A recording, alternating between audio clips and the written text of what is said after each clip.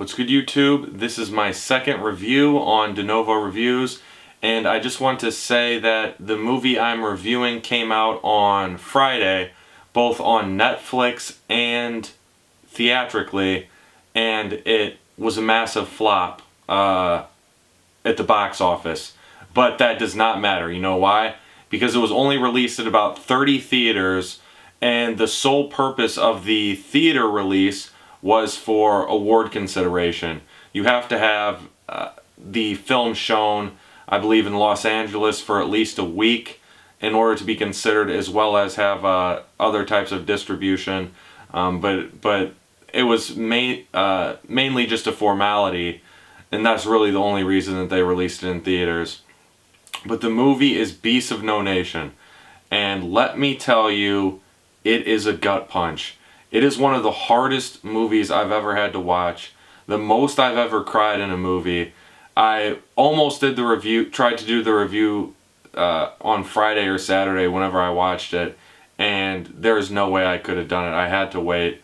I had to let it sink in a little bit. And let me just say, this is a movie that sticks with you.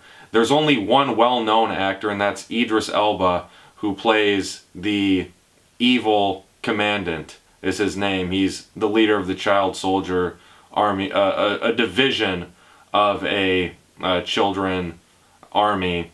The country is not disclosed.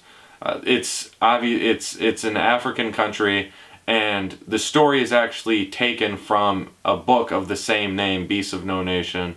And this movie was written, directed, and shot by Cary Fukunaga, I believe is how you pronounce it. And he did the first season of True Detective, and he knocks this out of the park. It's one of those movies that it's hard to say it's a good movie. It's in a similar sense that is saying 12 Years a Slave, oh, that's a great movie. It's well done, or I should say amazingly done, for what it is.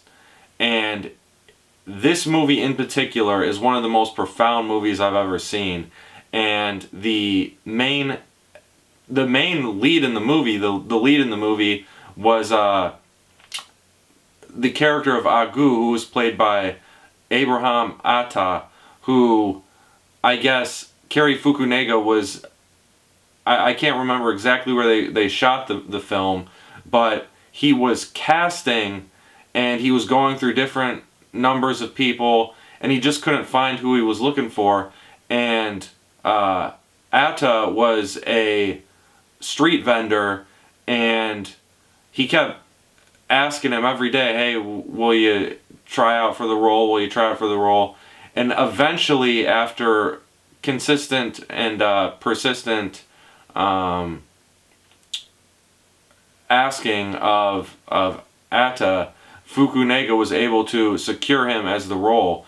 And one of the things that really made him good was he's a little bit older than the role he was playing, but he doesn't look like it. I believe he's 13 or 14, but he was playing a kid who was around 9 or 10, and he does look much younger than his age, but that really helped in terms of maturity, being able to know his lines, all that sort of stuff.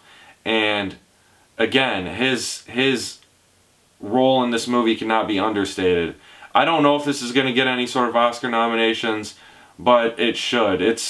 This movie hit me harder than almost any movie I've seen in my life, maybe.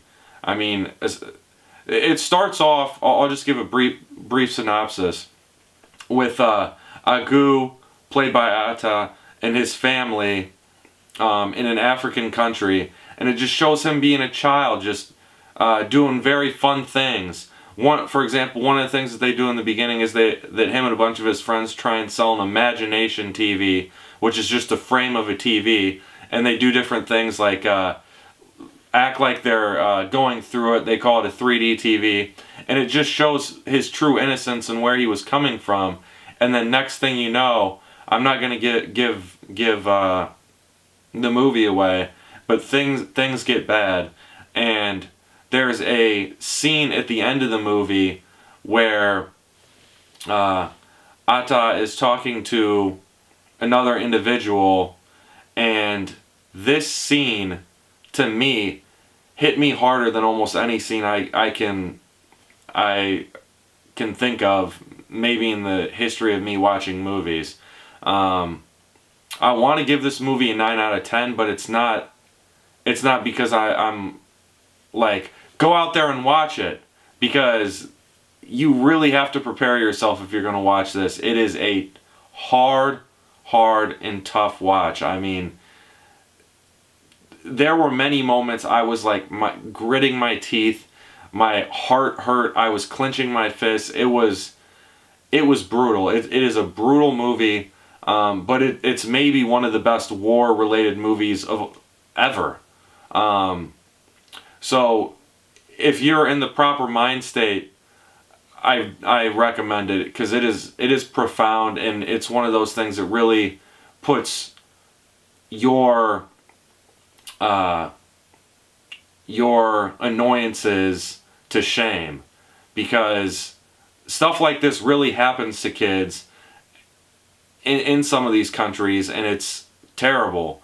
And this is kind of an eye-opener for people that may not realize what's going on, because stuff like this really does happen. Like I said, 9 out of 10. I would recommend it, but prepare yourself. So as always, rate, comment, subscribe. Thanks for checking out review number 2. And I will be back with many more this week, as I'll be at the Chicago Film Fest. Take it easy. Peace.